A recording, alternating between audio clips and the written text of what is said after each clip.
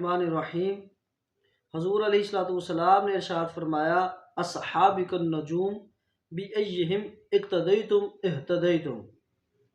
آج میری ویڈیو بنانے کا مقصد یہ بتانا تھا کہ صحابہ کی عزت ایمان کا حصہ ہے۔ حضور علیہ الصلوۃ والسلام نے ارشاد فرمایا،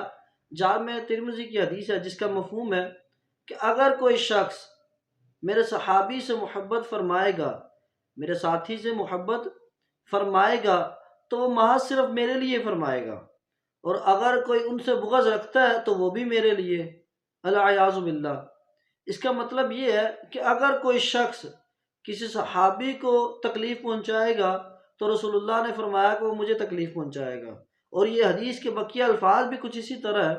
کہ جو رسول اللہ صلی اللہ تعالی علیہ وسلم کو تکلیف پہنچائے گا وہ در حقیقت اللہ کو تکلیف پہنچائے گا۔ تو ہمیں اس بات کو سامنے رکھنا چاہیے کہ کسی بھی صحابی کی توہین یا ان کے خلاف کوئی توہین ہمیں جملے بولنا در حقیقت اللہ تبارک و تعالیٰ کو ناراض کرنا ہے۔ سب سے پہلے صحابی کہتے کس کو ہیں؟ امام حجر عسقلانی نے اس کی تعریف یوں کی کہ ہر وہ خوش نصیب شخص جس نے ایمان کی حالت میں حضور علیہ الصلوۃ والسلام کے چہرے کی زیارت کی ہو اور حضور علیہ الصلوۃ والسلام کی صحبت کو پایا ہو۔ یا حجر عسقلانی نے اس کی تعریف یوں کی کہ وہ خوش نصیب شخص جس نے ایمان کی حالت میں حضور علیہ الصلوۃ والسلام کی صحبت کو پایا ہو۔ اس میں ایمان بھی شرط ہے اور صحبت کا پانا بھی شرط ہے،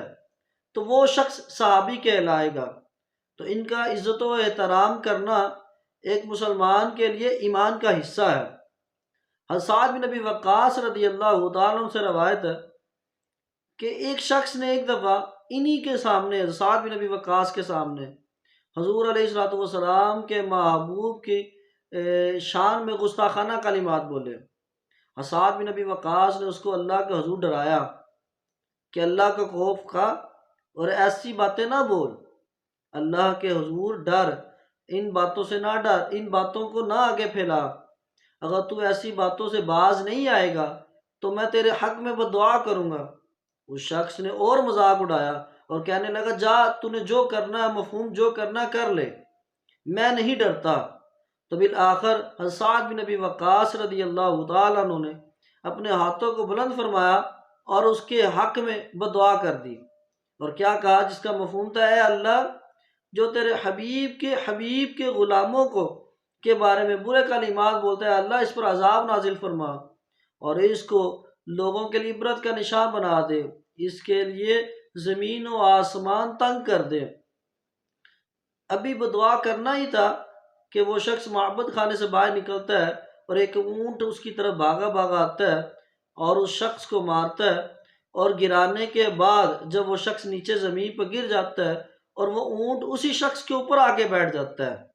جب پورا کا پورا اونٹ اس شخص کے اوپر بیٹھتا ہے اس کی ہڈی پسلیاں ملیا میٹ ہو جاتی ہیں۔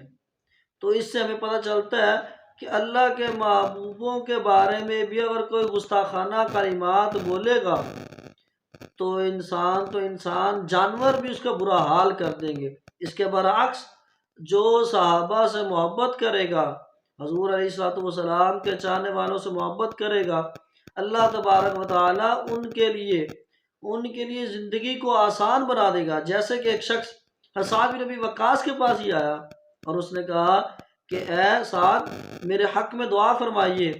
میرے چھوٹے چھوٹے بچے ہیں اور مجھے ایک بیماری لاحق ہے، آپ اللہ کے حضور دعا کریں کہ اللہ تعالیٰ مجھے صحت یابی سے عطا فرمائے تاکہ میں اپنے بچوں کا دیکھ بھال کر سکوں، بچوں کا گزر بسر کر سکوں۔ تو حضرت سعد بن ابی وقاص کو اس پر ترس آیا اور حضرت سعد بن ابی وقاص نے اس کے حق میں دعا کی تو اللہ تبارک و تعالیٰ نے اس کو صحت عطا فرما دی، اور بلکہ یہاں تک لکھا کہ اس کو 20 سال تک اور زندہ وہ رہا، اس کے بعد اس کو موت آئی۔ تو ان تمام دو واقعات سے ہمیں ان چیزوں کا سبق ملتا ہے کہ صحابہ کی عزت ہمارے ایمان کا حصہ ہے، اور اس چیز کو ہمیں ہمیشہ مد نظر رکھنا چاہیے، اور اللہ کے حضور ہمیں ڈرنا چاہیے، اور دل میں کہیں پہ بھی اگر ان کے بارے میں اگر کوئی گستاخانہ بات آتی ہے تو 100 دفعہ نہیں کروڑوں دفعہ اللہ کے حضور توبہ کرنی چاہیے۔ اللہ تعالیٰ ہماری نسلوں کو بھی اس چیز سے دور رکھے اور محفوظ رکھے، اور صحابہ کی عزت کو ہمارے دل میں دن بہ دن اضافہ فرماتا رہے، آمین۔